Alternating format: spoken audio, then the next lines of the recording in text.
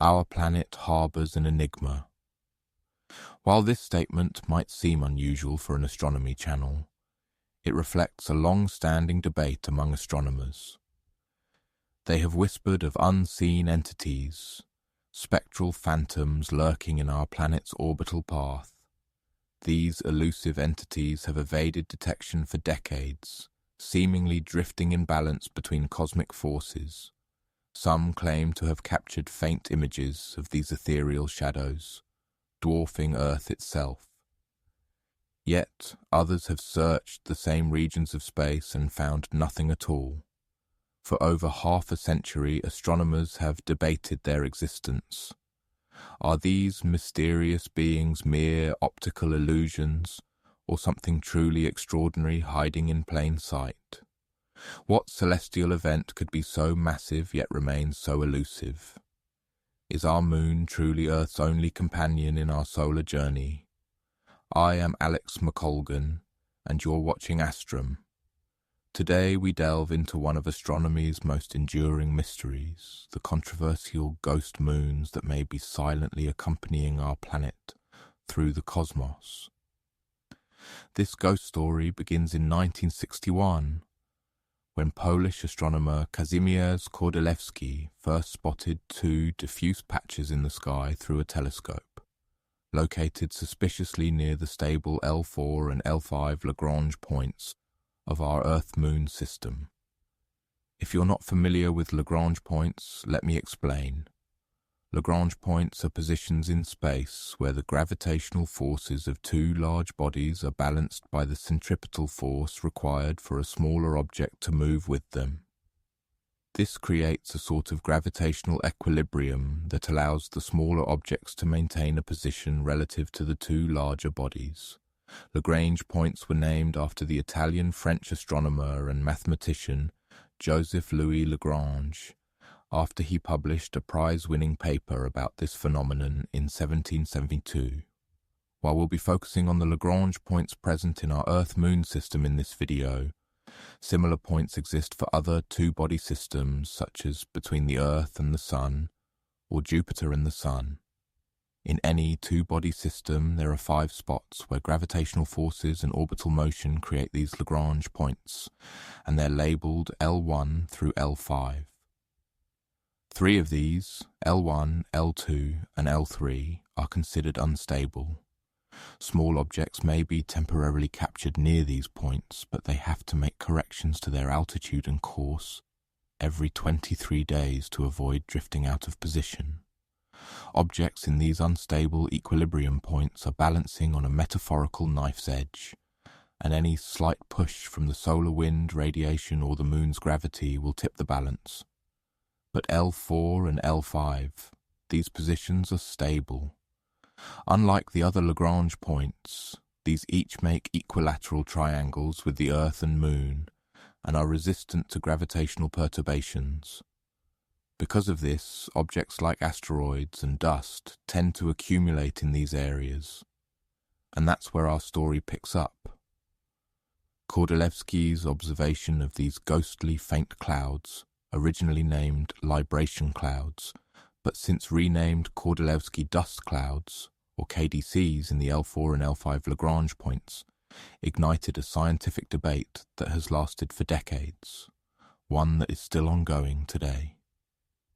Immediately following his observation, other astronomers, both professional and amateur, attempted to locate these supposed clouds, but for years nobody else could find them. At the time, observational techniques were far less advanced than today. Many astronomers questioned whether these dust clouds were real or merely optical illusions. After all, detecting such faint structures against the darkness of space was a challenging proposition. That skepticism persisted for years. Every now and then, an astronomer would catch a glimpse of a dust cloud in one Lagrange point or the other, and sometimes clouds would be visible in both locations. A few astronomers, including Kordylewski himself, captured photographs of the clouds, but for years the dust clouds appeared so faint in the photos that they could not be reproduced in newspapers. These photos aren't like photos we're used to either. Images of these dust clouds have to be taken using photometric techniques, which involves glass photographic plates with long exposure times to capture the faint lights of distant celestial objects. They aren't of Hubble telescope quality. They serve more to identify changes in light intensity, and this is what astronomers would use as evidence of the cloud's existence. In 1966, NASA organized an airborne observation mission from its Convair 990 jet laboratory, operating far from city lights at an altitude of 12,000 meters. The astronomers on those 4 NASA flights were able to identify Kordylewski dust clouds in both the L4 and L5 Lagrange points, even managing to photograph the dust cloud at L5. The orbiting solar observatory OS-06 also observed the clouds in 1966, and subsequent work was published measuring their brightness and size. However, in 1976, another astronomer named Siegf Reid-Reuser at the Max Planck Institute for Astronomy used numerical simulations to show that conditions were unfavorable for dust to accumulate in the L4 area, and questioned whether or not these clouds actually existed. Most of the KDC skeptics believed that the gravitational perturbation of the Sun, solar wind, and other planets have too strong of a destabilizing effect on the L4 and L5 Lagrange points for KDCs to be maintained. Additionally, radar studies of the clouds around this time had produced negative results, leading many to believe there was nothing of circumstance at the Lagrange points. These doubts were further reinforced in 1983, when observers using a 61cm telescope near Tucson, Arizona found no such clouds in either L4 or L5. Yet, just a few years later in 1989, the clouds were photographed again by astronomer Maciej Winiarski. From an astronomical observatory in the Bieszczady Mountains in Poland, Winiarski observed the KDCs to be a few degrees in apparent diameter. These were also the first 3-color photometric observations of the clouds, and they revealed that the clouds appeared much redder than the counterglow, which is the sunlight that gets scattered by the general dust particles in space. This observation suggested that the dust in the KDCs is significantly different in composition to other local space dust, which begs the question, where are these apparitions coming from? But then, once again, the existence of KDCs was brought into question, when in 1991, the Japanese Hiten space probe did one loop around the L4 and L5 Lagrange points in an attempt to detect dust particles, but did not manage to find any. However, astronomers say that this should not be taken as evidence against the dust clouds, as Hiten was only able to do one loop around each Lagrange point. And if the clouds do exist, the dust was likely moving too slowly for it to be picked up by Hiten's dust detectors. So, as you can see, the scientific debate that began in 1961 after Kordylewski's initial observation is one that has continued through the decades. However, recent observations seem to have made a breakthrough. In 2018 and 2019, astronomer Judith Slies-Balog and physicists Gabor Horvath and András Barta were able to present clear evidence of the L5 KDC by examining how the dust creates patterns of scattered polarized light. To do this, they used a type of photography called polarized imaging, which uses a series of filters that can show light bouncing at specific angles. When light hits these dust particles, it scatters differently depending on the specific composition and arrangement of the particles, offering clues to the nature of the clouds. After collecting a series of images through various polarized filters, the scientists found that the patterns of polarized light in the images matched theoretical predictions for what we would expect to see from sunlight that was scattered by dust clouds.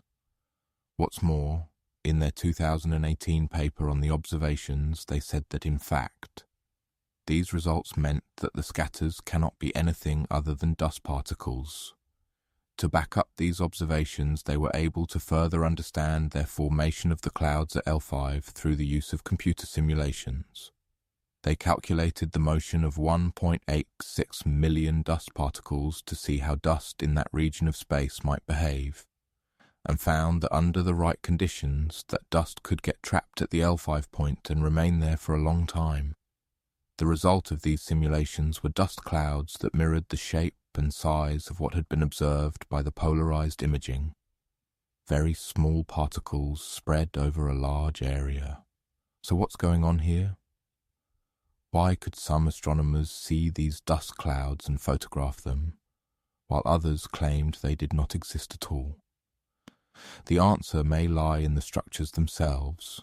Despite spanning roughly 100,000 kilometers by 70,000 kilometers, which is almost 9 times wider than Earth, the total mass of the dust clouds is supposedly extremely small.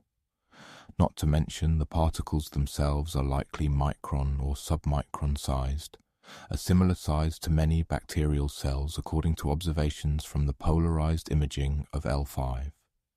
A micron is already a very tiny measurement, at 1/millionth of a meter. Individual particles of this size are only visible through a powerful microscope. Not only are the KDCs composed of these micron or submicron dust particles sparsely spread across a wide area and nearly invisible to the naked eye, but the recent models made by Sleesbalog and Horvath in 2018 suggested that the shape of the L5 dust cloud also appears to be dynamic. The models point to the structure being non-uniform, with particle density varying across the KDC and changing over time in synchrony with the Moon's orbital period. This could also support the idea that KDCs are not a stagnant accumulation of dust, but rather that they may be continuously losing and refreshing their contents, kind of like an ever-evolving dust storm rather than a fixed, stable cloud. Things like solar wind or gravitational pull from the sun or other planets may disrupt the delicate equilibrium that holds together these dust clouds, causing them to disperse before reforming again. This combination of extremely tiny particles that are dispersed over a large area and the possibility that these clouds that may form, disperse and reform again and again over time could help to explain the discrepancy in observations over 3 decades. However, the tentative confirmation of the L5 KDC in 2018 still leaves open the scientific debate as to whether these clouds exist continuously or whether they appear and disappear, depending on the influence of the Sun and other planets. Plenty of questions remain about Kordylewski dust clouds, but one thing is certain. These observations are not just a mirage, but a real phenomenon within our Earth-Moon system. Even though aspects of their structure, evolution and composition remain under investigation, there is broad acceptance that KDCs are worthy of further study.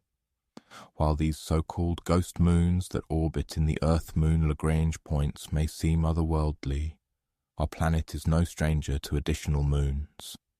In fact, Earth has had several mini-moons and quasi-moons before, albeit very different from the KDCs.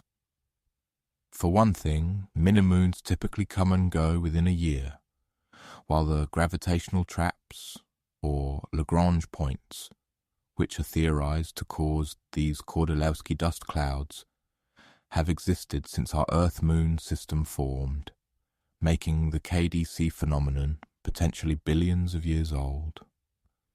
Another distinct difference is that mini-moons and quasi-moons are solid objects, whereas dust clouds are, of course, clouds of loose dust. Quasi-moons get their name because, from one vantage point, they look as if they are true moons orbiting the Earth. However, with a wider view, these turn out to be asteroids or biting the Sun. Mini-moons, on the other hand, are objects that really orbit a planet. They tend to be quite small and difficult to detect, which is probably why we've only ever managed to identify 4 mini-moons, none of which are orbiting Earth anymore.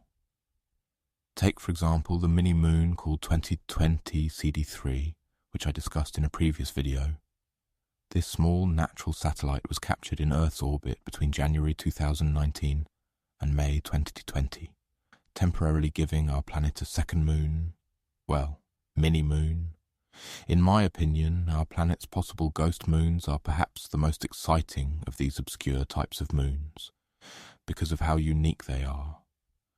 Despite being dynamic structures, these dust clouds are a long-term feature of our Earth-Moon system, and we still have so much to learn about them.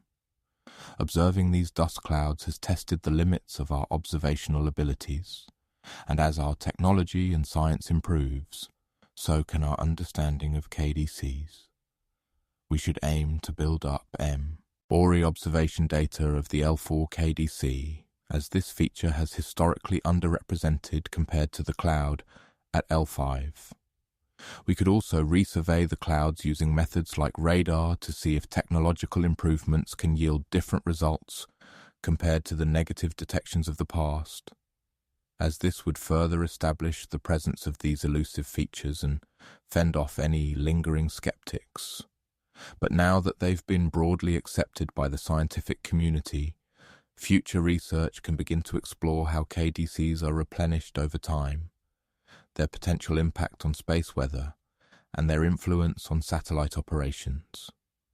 Whether KDCs exist continuously or appear and disappear over time, at least now we know that something really is out there, and we can study them with the right focus. These ghostly dust clouds continue to haunt our skies, reminding us that even the faintest spooky traces of cosmic apparitions can hint at something palpable and worth investigating.